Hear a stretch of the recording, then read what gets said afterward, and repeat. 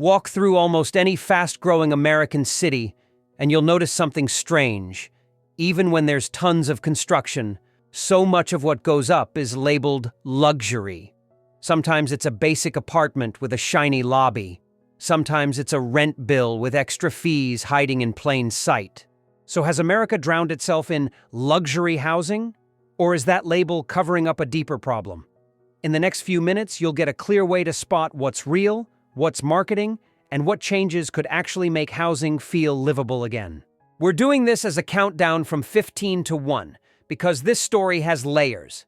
Number 15 is the word luxury itself, and why it's not as clear as it sounds. In housing, luxury often means new, and new often means built under today's rules, on today's land, with today's costs. That's not a defense of high rents. It's a clue.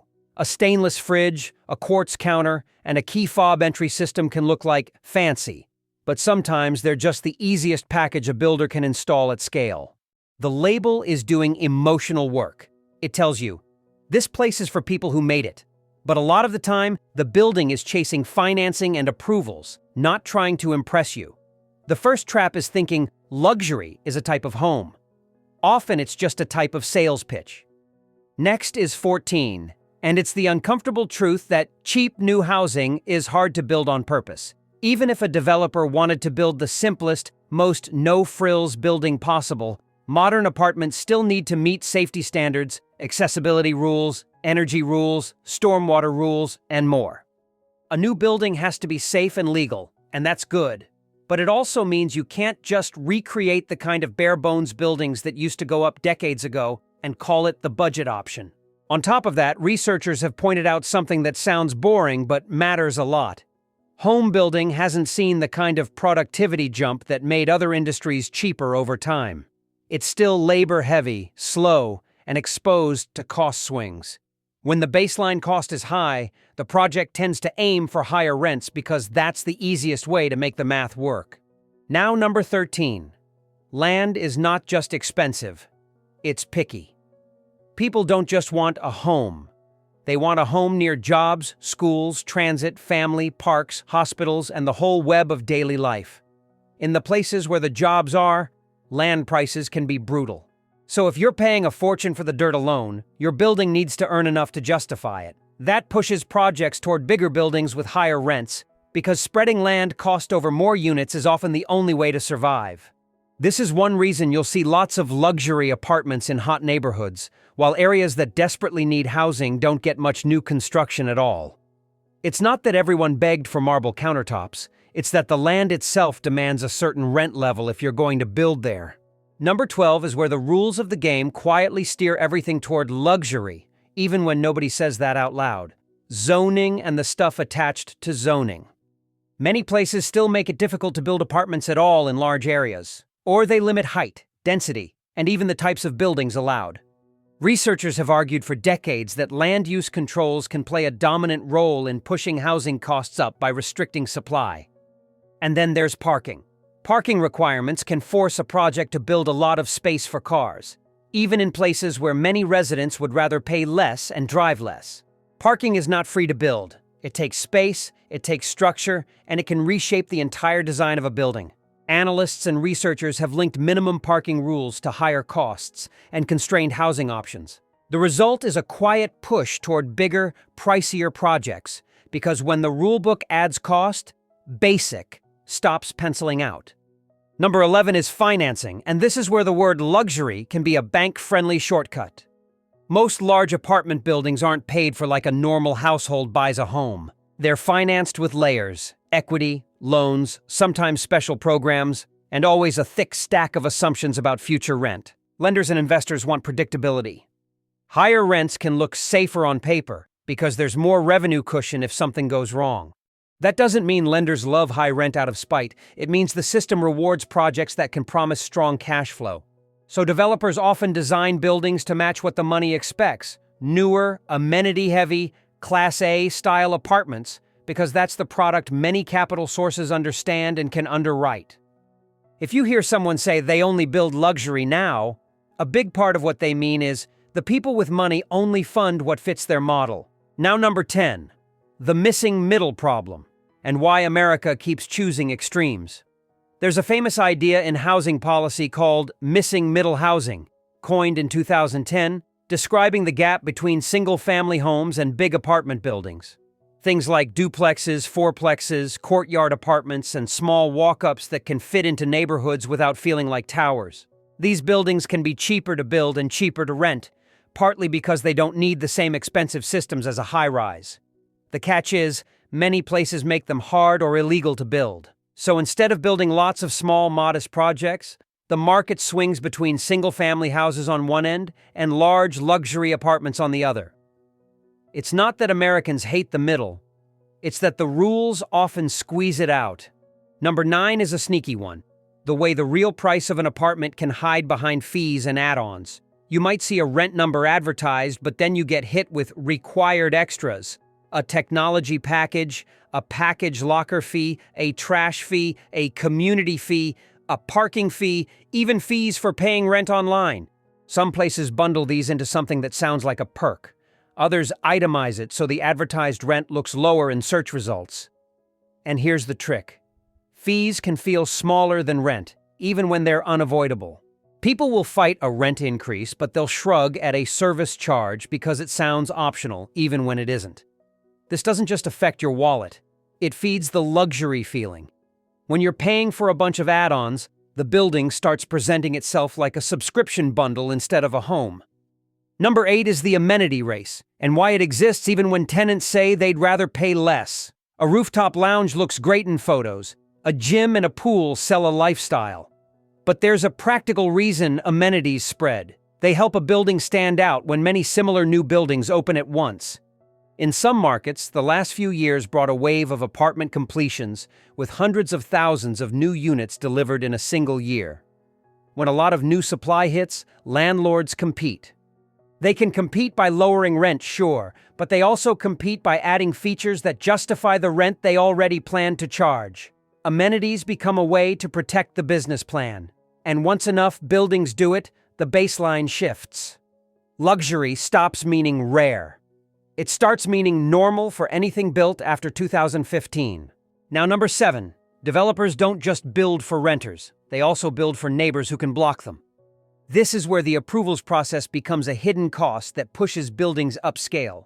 If it takes years to get permission to build, meetings, redesigns, hearings, lawsuits, delays, those years cost money. Interest piles up. Materials get more expensive. The risk of failure grows. And when the process is unpredictable, small builders often can't play at all. Big projects with big backing survive. But to justify the time and uncertainty, the project often needs higher expected revenue. In plain words, when it's hard to build, only the most expensive ideas make it through the maze. The sad irony is that a city can say it wants affordability, but if it makes building slow and uncertain, it quietly selects for luxury outcomes. Number 6 is the idea that luxury housing is the problem, when the deeper problem is the shortage. This is the part that sparks arguments, so let's be careful and stay real.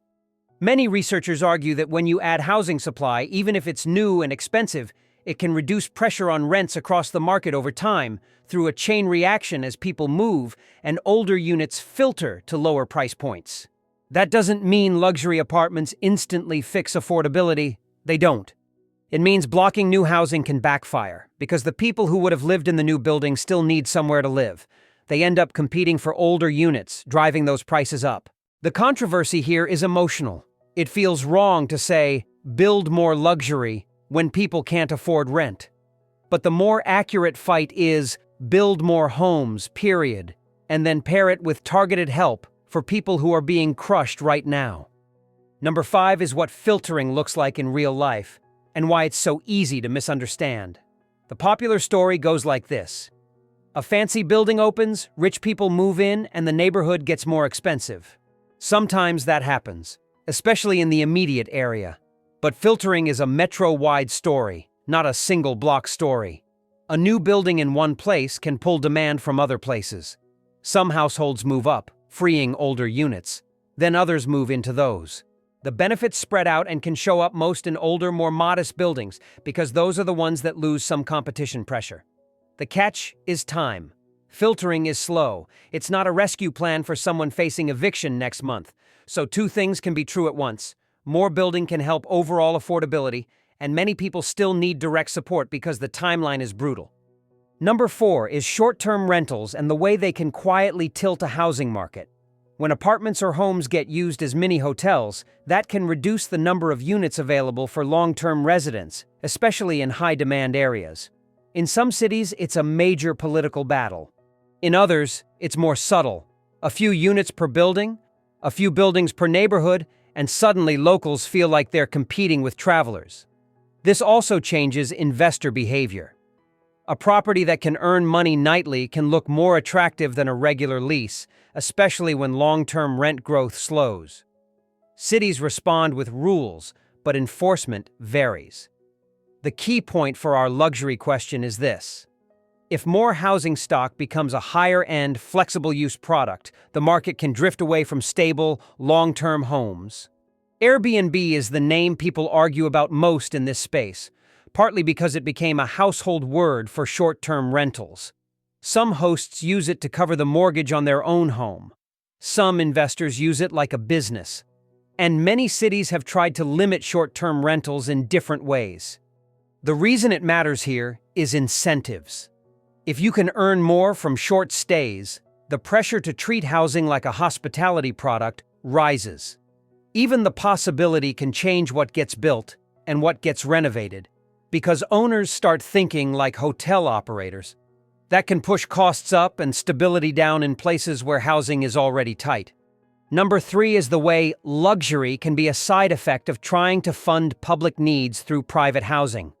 Local governments often require or encourage developers to pay for things: infrastructure, schools, parks, affordable set-asides, and more. Those goals can be valid, but the money has to come from somewhere.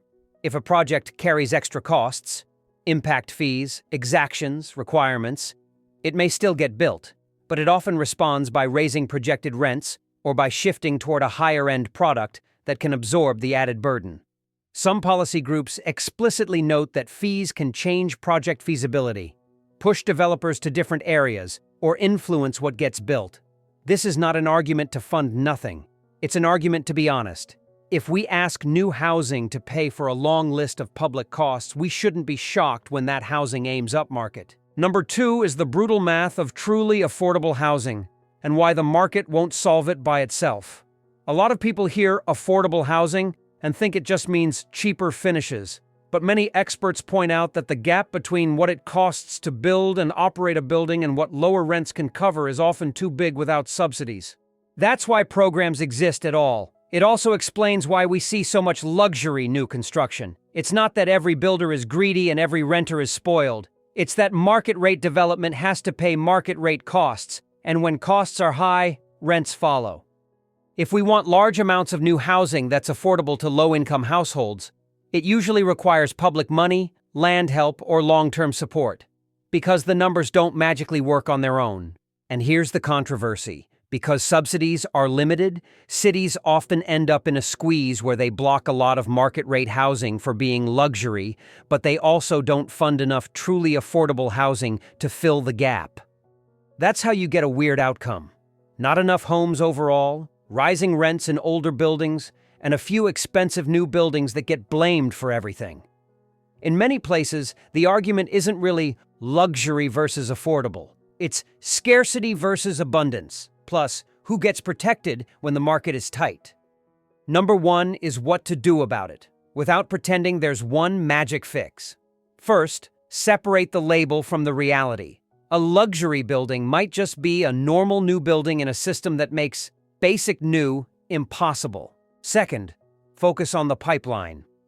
If most units under construction in some datasets are in the top tier, that can mean builders are still chasing the same financing model even when demand is broader. Third, treat approvals like a cost. Faster, clearer rules can make smaller, more modest projects possible. Fourth, legalize more gentle density. Duplexes, fourplexes, small apartment buildings in more places, so the market isn't forced into extremes. Fifth, be honest about fees. If you're renting, ask for the full monthly all-in cost before you tour. including every required charge. If you're comparing places, compare the total, not the advertised rent. Sixth, if you care about displacement, push for targeted help that works fast, like emergency rental assistance, tenant legal aid, and the preservation of older affordable units, because filtering is slow even when it works. RealPage is worth mentioning here because it shows how modern housing markets aren't just supply and demand in the simple way we learned in school. RealPage makes revenue management software used by some landlords, and the U.S. Department of Justice sued the company in 2024, alleging that its system helped coordinate rent setting by using competitively sensitive data from competing landlords. And then, in late 2025, the DOJ announced a proposed settlement aimed at limiting certain data sharing and software features. You don't have to be a tech expert to get why this matters. If pricing tools encourage everyone to move in lockstep, discounts shrink, and renters feel like prices only go one way. Even if supply is the main driver long-term, pricing behavior can affect what people feel month to month. And feelings matter because they shape politics, and politics shapes what gets built. So, has America drowned itself in luxury housing? The more honest answer is that America has drowned itself in constraints, delays, and a financing and rules system that makes luxury the default label for new homes. The takeaway isn't stop building new apartments. Research often points the opposite direction. Building more housing can slow rent growth, especially for older, more affordable units, but it doesn't erase the need for direct help for people who are hurting now. The real fight is to make it normal again to build many kinds of homes, small, mid-sized, and large, without forcing every new unit to come with a luxury story attached. Quick recap before we wrap. Luxury often means new, and new is expensive because land is expensive, rules add cost, approvals take time, and money prefers predictable high-rent projects. Fees and amenity bundles can make luxury feel unavoidable even when you didn't ask for it. More supply can help overall rent pressure, but it's slow, and it doesn't replace the need to protect people today. And modern pricing tools and market structure can change how rent behaves even when the fundamentals are the big driver. If you made it to the end, what's the biggest hidden cost in renting where you live? Fees, parking, utilities, or something else? And share this with one person who keeps saying they only build luxury now, because the real story is bigger, and knowing the real story is how you push for fixes that actually work.